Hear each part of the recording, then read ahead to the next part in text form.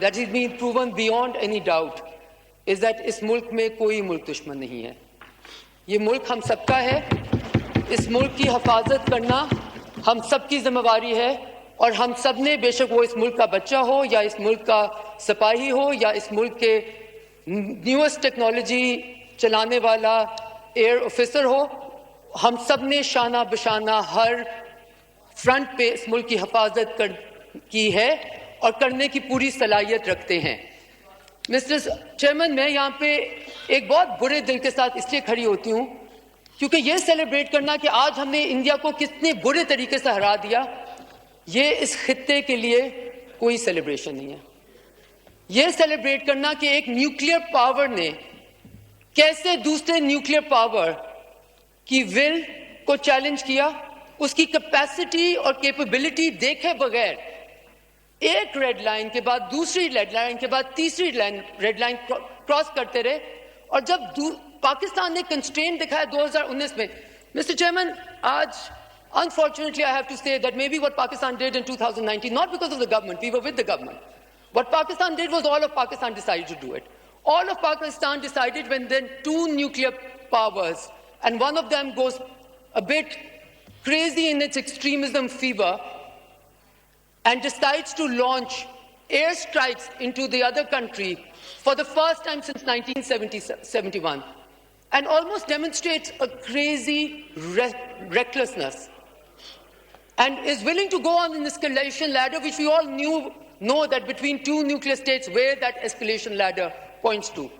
That when that state went crazy, Pakistan showed restraint. I think that restraint that we showed, the responsibility that we showed, was misconstrued to be a lack of will and a lack of capacity. And therefore, Mr. Chairman, the second time around, Mr. Chairman, pehle to mujhe is cheez ka, because I have to say this as someone who has represented this country at the level of the foreign minister and as recently as Minister of State. You know, when the world tells you that humne ye karna pada or India is maybe in self-defense, I am challenging the world that what new matrix are we putting out there? Have we all gotten out of the UN Charter as the common, international and the parameters of international law? Are we not all signatories to Article 25, which says we will all abide by the Security Council resolution? So when Prime Minister Modi decides that Kashmir is now an integral part of India, must we all pay homage to him and bow down, and not to the Security Council and to the UN Charter? And then, when President Trump acknowledges that as disputed territory, you know what has fallen? Not the Rafales only. What has fallen is the entire Indian doctrine made by Doval, Jaishankar and Prime Minister Modi to completely unravel or be able to say so forcefully because they were meant to have. This is the problem. To the world, they were meant to have conventional supremacy, military supremacy over Pakistan. And you know who broke that myth? Not Pakistan. It was Prime Minister Modi and his extremist agenda, which broke that myth of power and the illusion of power that the world had attached to India and literally put them at the next security provider, not only for themselves, but the entire region. And guess what happens? The world finds out that a country that they consider to be powerful enough, militarily strong enough, conventionally superior over its nuclear power neighbor, could not even defend its own border when the other country, as in Pakistan, decides to just do what it is entitled to do under Article 51 by just as a defensive measure and then as an offensive measure to be able to tell them how far we can reach. And allow me to say, Mr. Chairman, what we also proved was that we don't only equip ourselves with high, fancy, technologically advanced toys and tools, we just happen to train ourselves better to be able to also use them. So the military, what happened in the war theatre, Mr. Chairman, allow me to also say, will rewrite the premises of what this entire region, including the Indo-Pacific strategy for many, many regions and countries. The illusion of power for some countries is far more useful than to test it. I think India, unfortunately, under this extremist Hindutva ideology decided to test a very pervasive and a strong illusion of power that it was able to protect all over the world. And then they burst their own bubble. So, Mr. Chairman, I don't want to go further into that. I just want to make some points because I think Pakistan should be unapologetic in 2 or 3 things. First of all, if somebody thinks that a country where a terrorism incident takes place has the right to launch strikes into another country, into its geographical boundaries, into internationally established borders, then please be mindful of the precedent that we're setting. Please be mindful of the precedent that we're setting. Does that, by the same logic, does it mean that when Jafar Express happened, and we were able to share evidence of India's involvement with it, that we were right in self-defense to launch strikes into Indian territory? Is that what the world is trying to sanctify over here? We cannot rewrite international law until we write it. And since we haven't written it, might as well abide by it. Mr. Chairman, I have कभी-कभी ना अफसोस होता है कि जब आपका खुद का कहा कुछ सही निकल गया. Because for many years we were telling the world that the impunity that is being granted to India to be a belligerent extremist state to all its neighbors is going to make this region a very tense, combative, flagrant one. And I thought it was proven to be true in the last few days.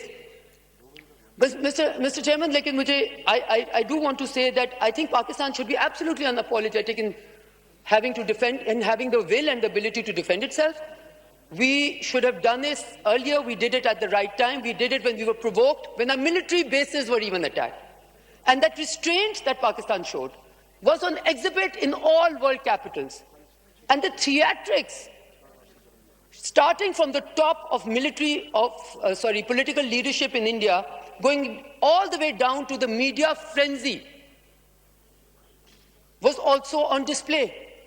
Mr. Chairman, मैं आपके तवज्जुह से India के पास एक पैगाम दिखाना चाहती हूँ कि बॉलीवुड में जंगें लड़ना मुख्तलिफ है और वॉर थिएटर में असल में जंग लड़ना मुख्तलिफ है. और हम कभी भी, we will never be on the side of provocation or war or conflict. Because we have suffered together, India and Pakistan, in the entire region, the result of that. Wind up, मैं wind up करती हूँ, Mr. Chairman. Mr. Chairman, मैं यहाँ पे एक और बात भी कहना चाहती हूँ जो कि शायद लोगों को weird लगे, अजीब लगे. You know what India has done? It has weaponized terrorism. What does weaponization of terrorism mean? Terrorism is a rare problem. If India was serious in dealing with this problem, you know what they would do? They would not run away from the dialogue table and they would not run away from negotiation. Terrorism is a regional problem, it's an international problem. It is not the purview of only one country. So basically, when terrorism happens in India, it is supposed to do self-defense. When terrorism happens in Pakistan, Pakistan is supposed to do what? Nothing? So, Mr. Chairman, I want to say that we must also be unapologetic as a country which celebrates ceasefire. Kyun na kare celebrate ceasefire? Yes, we will absolutely celebrate ceasefire, and we celebrate the fact that President Trump played a very useful role. And I will just end by saying, because I understand you don't have much time and I would probably want to get up again and talk about what this means for Pakistan, but I want to end by saying what this means for India. For the last 10, 15 years, we have seen India's ability, and they say with a lot of success, to be able to de-hyphenate from Pakistan, to de-hyphen India from Pakistan. You know what they did by provoking Pakistan into this war theater, improving them and breaking the myth of their net security provider? They have, for all capitals of the world, hyphened India, Pakistan together again. For times to come, people were concerned about this region being a nuclear flashpoint. And we used to say... Conclude, please. Mr. Chairman, we used to say that nahi, we are a responsible country because the fingers were always pointed at Pakistan. Pakistan will be the irresponsible nuclear state. Guess which country proved itself to be a nuclear state, but an irresponsible one, which was willing to go up the escalation ladder? It was India, Mr. Chairman. Lastly, Mr. Chairman. Thank you. Lastly, Mr. Chairman. I think Prime Minister Modi thought that by saying something aggressively enough and by doing something which is very illegal, they can change the geography and reality of the region. And once they start calling a dispute not a dispute, the dispute would stop being a dispute. And when President Trump says in his truth tweet that he would like to play a role in solving this dispute.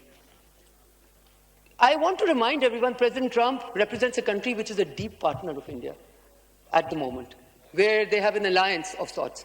So now, the interesting thing that we see, and I am absolutely concluding now, Thank you. was that... Thank you.